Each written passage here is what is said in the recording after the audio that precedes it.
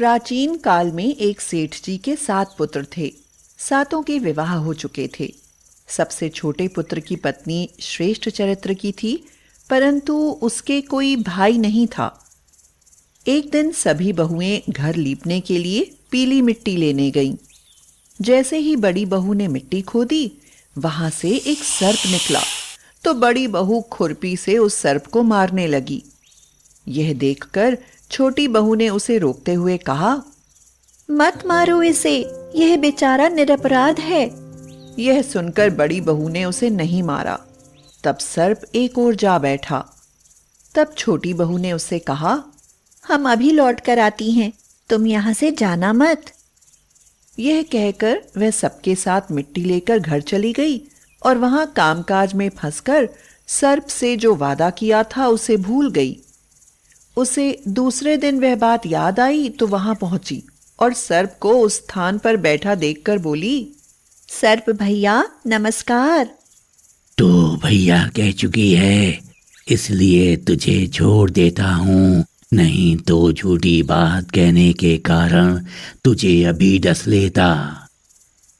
भैया मुझसे भूल हो गई, उसकी क्षमा मांगती हूँ।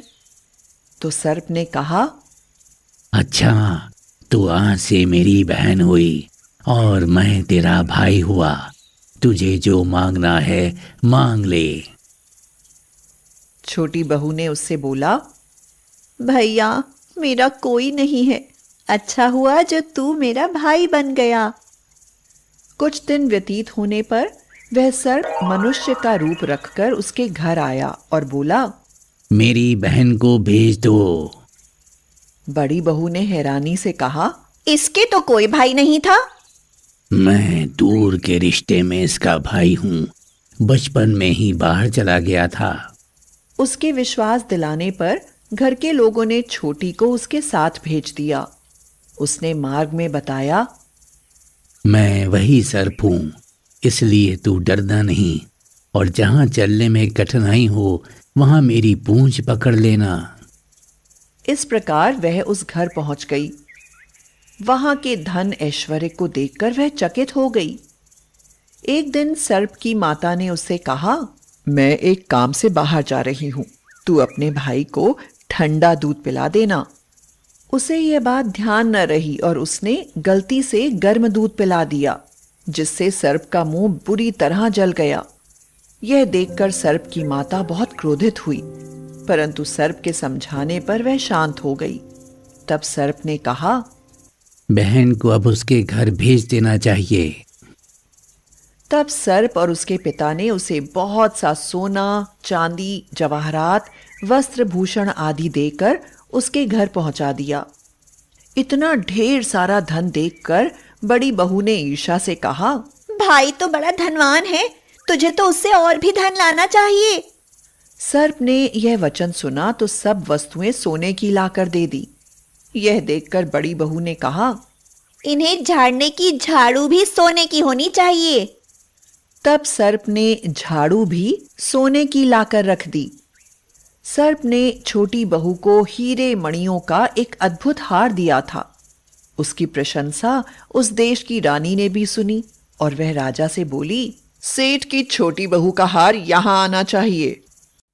रानी के कहे अनुसार छोटी बहू का हार उन्हें दे दिया गया। छोटी बहू को यह बात बहुत बुरी लगी। उसने अपने सर्प भाई को याद किया और आने पर प्रार्थना की, भैया रानी ने हार छीन लिया है, तुम कुछ ऐसा करो कि जब वह हार उसके गले में रहे तब तक के लिए सर्प बन जाए, और जब वह मुझे लौटा दे तब हीरो और मणियों का हो जाए। सर्प ने ठीक वैसा ही किया। जैसे ही रानी ने हार पहना, वैसे ही वह सर्प बन गया। यह देखकर रानी चीख पड़ी और रोने लगी। यह देखकर राजा ने सेठ के पास खबर भेजी, छोटी बहू को तुरंत भेजो। सेठ जी स्वयं छोटी बहू को साथ लेकर उपस्थित हुए। राजा ने छोटी बहू से पूछा, तूने क्या जादू किया है? मैं तुझे दंड दूंगा।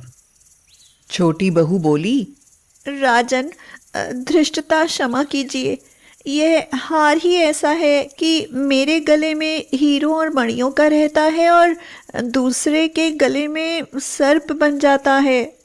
यह सुनकर राजा ने वह सर्प बना हार उसे देकर कहा, अभी पहन कर दिखाओ। छोटी बहू ने जैसे ही उसे पहना वैसे ही वह हीरो मणियों का हो गया।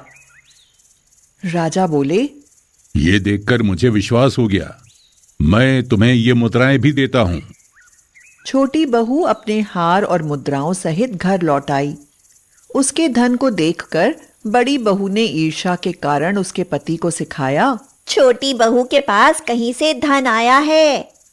यह सुनकर उसके पति ने अपनी पत्नी को बुलाकर कहा, ठीक ठीक बता कि ये धन तुझे कौन देता है। तब वह सर्प को याद करने लगी।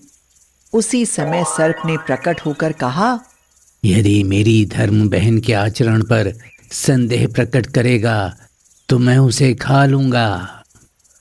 यह सुनकर छोटी बहू का पति बहुत प्रसन्न हुआ और उसने सर्प देवता का बड़ा सत्कार किया। उसी दिन से नाग पंचमी का त्योहार मनाया जाता है और स्त्रियां सर्प को भाई मानकर उसकी पूजा करती हैं।